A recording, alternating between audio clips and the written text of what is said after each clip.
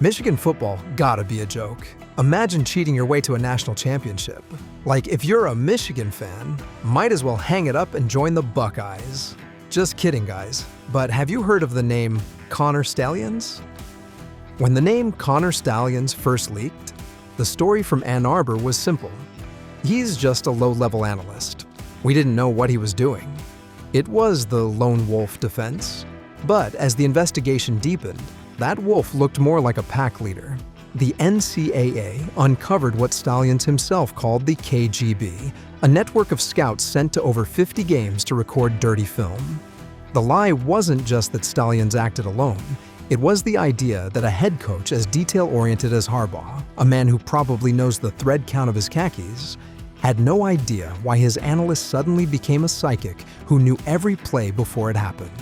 You don't go from guy with a manifesto to standing next to the defensive coordinator with a laminated cheat sheet without someone in charge noticing. But if you think a rogue staffer is scandalous, wait until you see what happens when the university decides they need a scapegoat to keep the dream alive. In November 2023, Michigan fired linebackers coach Chris Partridge. The official reason? They claimed he destroyed evidence and obstructed the investigation. Fast forward to March 2026, and Partridge has fired back with a federal lawsuit that turns that narrative upside down. Partridge alleges he was a sacrificial lamb, fired not because he was guilty, but because the school needed to curry favor with the Big Ten to stop them from nuking their championship season. Partridge claims he was actually fired for telling a player he had the right to a lawyer, basic legal advice, which the school spun as obstruction. The lie here was Michigan playing both sides, acting like they were cleaning house while allegedly throwing an innocent coach under the bus to protect the Michigan Man brand. But while the coaches were busy being. From day one, Jim Harbaugh's public stance was, "I have nothing to hide, and I will cooperate fully." Narrative check. He did it. The NCAA's final report slammed Harbaugh for a complete failure to cooperate. He refused to turn over his personal devices, refused to answer specific questions about his knowledge of the scouting ring, and essentially treated the NCAA investigators like they were a pesky sideline reporter after a loss. When you say you're going to cooperate, but then build a wall of privacy around your digital life, you aren't being helpful, you're being a lawyer. And that refusal to hand over the keys is exactly why the NCAA moved his punishment from a slap on the wrist to see you in 2038. But Harbaugh wasn't the only one with a missing digital history. Enter Sharon Moore. Before he was fired in 2025 for inappropriate relationships, Moore was the chosen successor and the man supposedly holding the keys to the future. But his tenure was haunted by one major digital lie: the 52 deleted text messages. On October 19, 2023, the very second the news of the NCAA investigation into Connor Stallions hit the internet, Moore allegedly picked up his phone and performed a digital exorcism, wiping an entire thread of communication with the man at the center of the storm. He didn't just stop at the main thread either. Reports indicate he went back into his phone the next day to scrub specific group messages that placed Stallions right next to him on the sidelines. The ultimate proximity evidence the NCAA was looking for. When the NCAA investigators eventually came knocking and asked why his message history looked like a freshly formatted hard drive, Moore's initial excuse was a classic. He claimed he was simply clearing up storage space. It's a bold move to tell a multi-billion-dollar investigative body that you just happened to run out of gigabytes the exact hour a federal-level sports scandal broke. The NCAA didn't buy it for a second. They noted that deleting exactly 52 messages with a primary suspect on that specific date was a statistical impossibility for a random cleanup. Under the heat of the spotlight, Moore eventually pivoted, admitting the deletion was a reaction to the news, fueled by anger. The problem for Moore, and the ultimate win for the investigators, is that in 2026, deleted is a relative term. The NCAA utilized forensic device imaging to dive into the digital graveyard and restore almost every single one of those messages.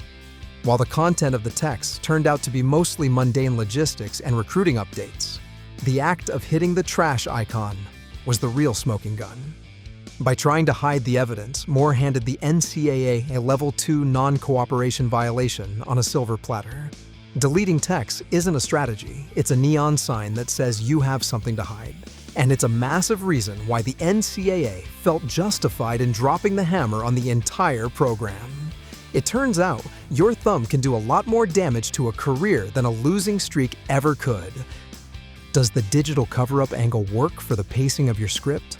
Or should we dive into the Michigan Manifesto next to show just how deep the rabbit hole went?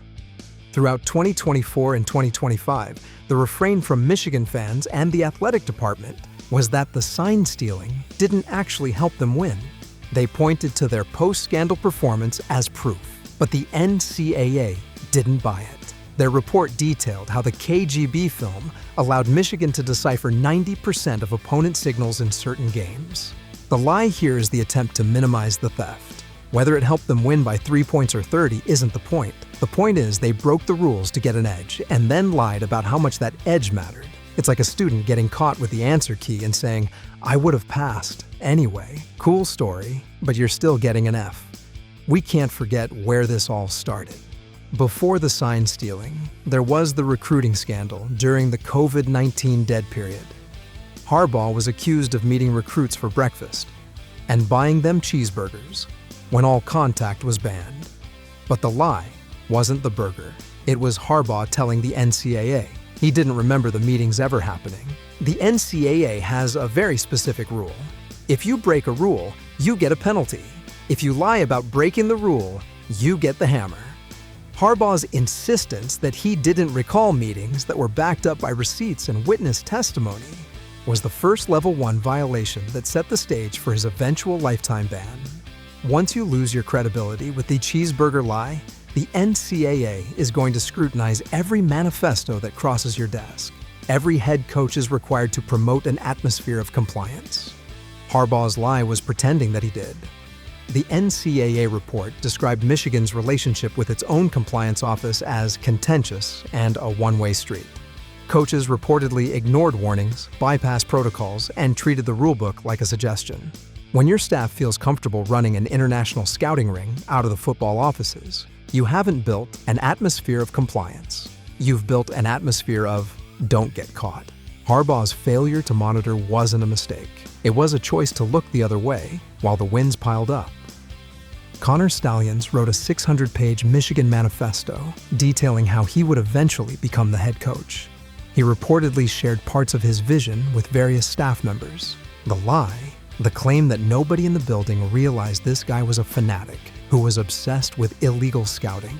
In a building where every second of practice is filmed and every calorie is tracked, the idea that a visionary was operating a shadow scouting department without a single coordinator asking, "Hey, where did you get these signals?" is the biggest stretch in sports history. The disconnect between the standard of excellence and the ignorance of the office is where the lifetime ban was born. Finally, we have the lie that Michigan's 2023 title is untainted.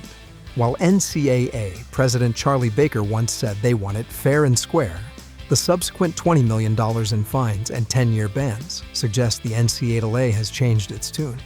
The lie is the idea that you can separate the cheating from the trophy. The NCAA's final ruling basically said, "We won't take your trophy, but we will make sure the man who won it never coaches here again." It's a hollow victory.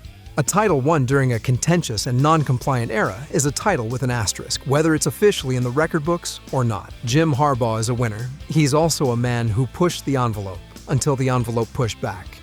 By the time his show cause order expires in 2038, he'll be in his 70s.